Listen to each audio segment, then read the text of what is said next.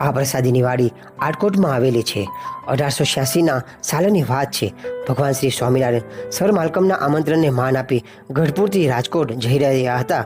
ત્યારે 500 પરમહંસો અને બંને આચાર્ય મહારાજ પણ ભગવાનની સાથે હતા. રસ્તામાં આટકોટ ગામ આવ્યું.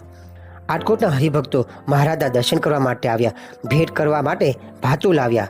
તે શ્રીજી મહારાજ સંતો પાર્ષદોએ સ્વીકાર્યું અને આ બુઢણપરી નદીએ આવ્યા. ત્યાં સ્નાન કરી આટકોટના ભક્તો જે સુખડી અને ચવાણું લાવ્યા હતા તે આ જગ્યાએ જમ્યા હતા. બુંઢણપરી નદી કિનારે આ પ્રસાદીની છત્રી તથા ત્રાંબાકુંડી ઘાટ છે. આ વાત ભક્ત ચિંતામણી 88માં લખાણી છે. આવી અરણે નદીની રમળી, બેસી જમ્યા ત્યાં સુખડી ગળી.